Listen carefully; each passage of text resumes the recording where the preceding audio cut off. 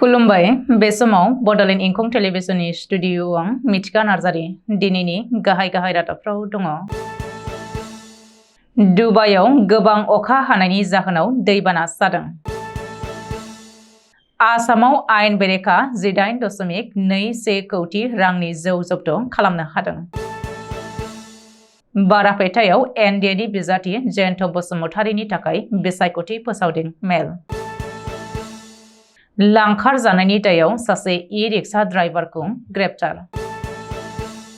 232 ग्राम सनाजों लोगोसे new Bongaigaon rail स्टेशनाव सासे हमजादों। मोनसेनि ससियेल मिडिया पेजखौ सांग्रांथि होदों बिसायख'थि आय'गा। भेरगावआव बिजेपि दोलोनि मैखोम खहा।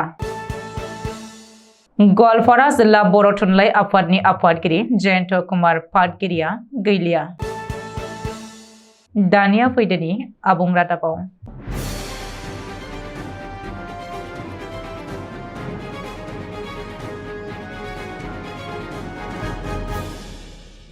दुबाइयाव गोबां अखा हानायनि जाहोनाव दैबाना जादों। सानजा गेजेरनि माखासे हादरफोराव गोबां रोजा अखा हानायजों लोगोसेनो दुबाइयावबो गोबां बिबांनि अखा हानानै दैबाना जानानै हादरनाङारि बिरखं गाथोनफोरा दै लोमनायखौ नुनो मोन्दों। दैबाना जानायनि जाउनाव लामा सामाफोराबो गाज्रि हालोद जादों। बिरखंफोरखौबो गुबुन जायगायावसो दैथायहरनो गोनां जानायखौ नुनो मोन्दों। इउनाइटेड आरबनि फरायसालिफोरा रोजा अखा हानायनि जाउनाव बन्द जानांदों। बेबायदिनो अमान हादरावबो बोथोरनि गाज्रि हालोदजों खमैबो 18 सासो सुबुंफ्रा दुखुनांथावै जिउ गोमानांगौ जादों। बेनिखायनो बिरखं गाथोननि मावसुमाफोरा बोथोरनि गाज्रि थासारिखौ नोजोर होनानै सामोल होनायखौ नुनो मोननाय जादों।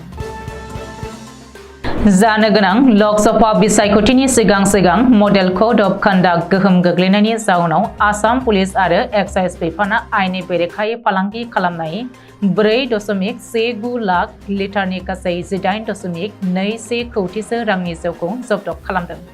मख'नो गोनांदि गिबि मन्थ्रिनि मावख'निफ्राय खौरां मोननायनि उनाव गासै 3.87 कौटि रांनि गं 14 गारिफोरखौबो जब्द खालामनो मोननाय जादों।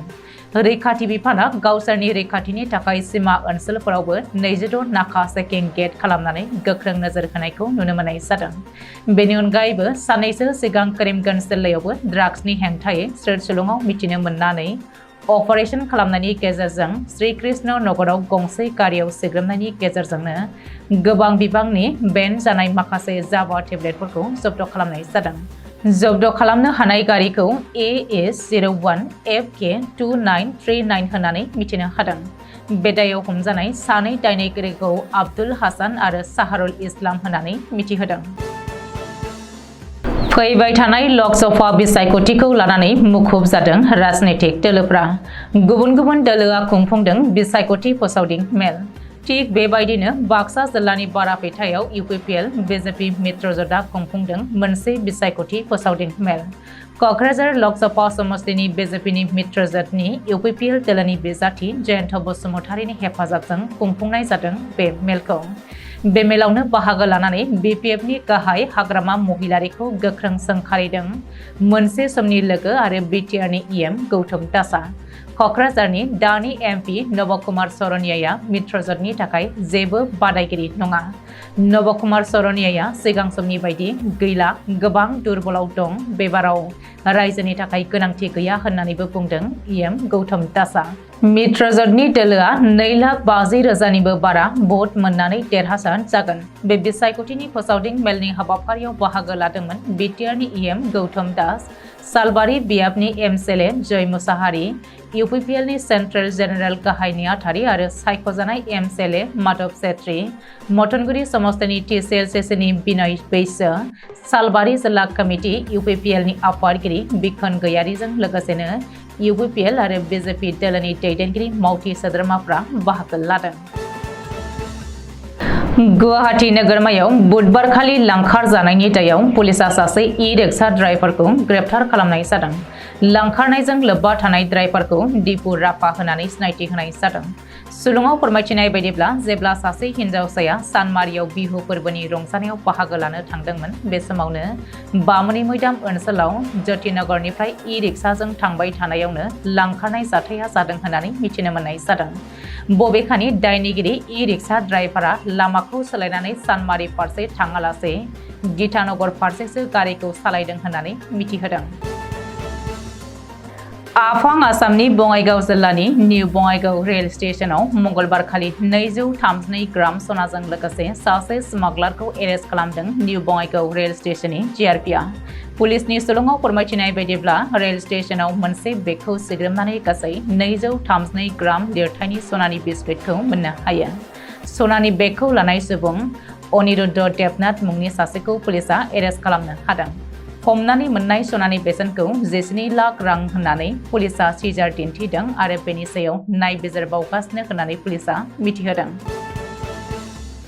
बिसायख'थियारि नेम खान्थिखौ मानिनानै सोलियै आरो अजद होजाथाव जानला मानला रादाब फोसावनायनि थाखाय बराक सेरफांनि गासै मोनस्नि ससियेल मिडिया फेसबुक पेजखौ सांग्रांथि होदों बिसायख'थि आय'गा।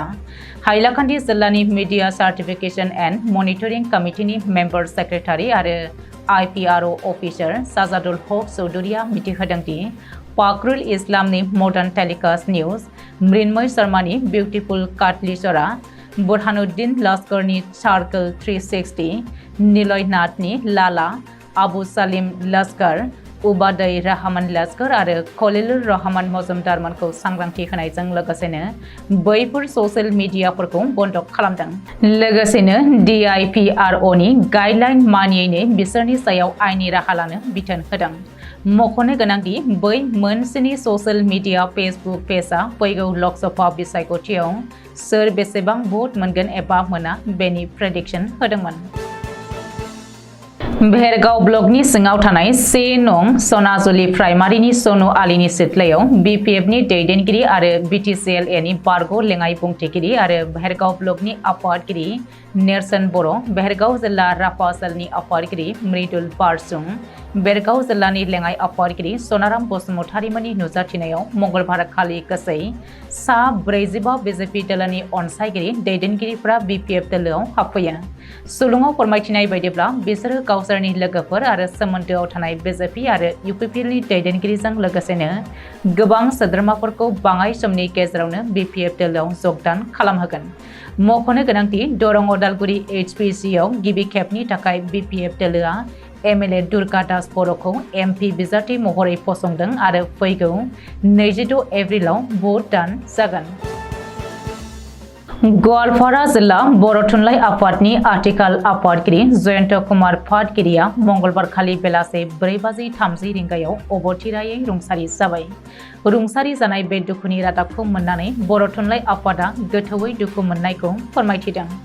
लोगोसेनो दुखुथिया नखरनिसिम फोरमायहरदों दि रुंसारिनि जिउमाया जाहाथे आनान गसाइनि सेराव अराय आलो गोजोनै थाहैनो हायो बेनि थाखाय आरज गाबदों।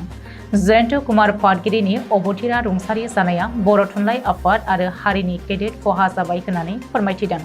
बे अबथिरा आरो दुखुनि समाव गवालपारा जिल्ला बर' थुनलाइ आफादखौ गासै बिथिङाव नखरखौनो सुलाद लाहैनो बिथोन होदों मिरु बर' थुनलाइ आफादा। लोगोसेनो रुंसारि जालांनाय जयन्त कुमार पाटगिरिया आथिखालाव बिबानावबो दंबाय थायोमोन हिसाबै बर' थुनलाइ आफादनि संबिजिर बायदियै बर' थुनलाइ आफादनि गोथार फिरफिलाखौ सानबासिम आद्रा बिरहोनांगौ होननानै मोनफ्रोमबो जिल्ला आफाद आरो गुदि आफादफोरखौ बुधबारनिफ्राय सानबासिम फिरफिलाखौ आद्रा बिरहोनानै रुंसारिनि सिखौ मान बावनो बिथोन हरदों। दिनैनि रादाबा एसेनोसै, गोजोन्थों।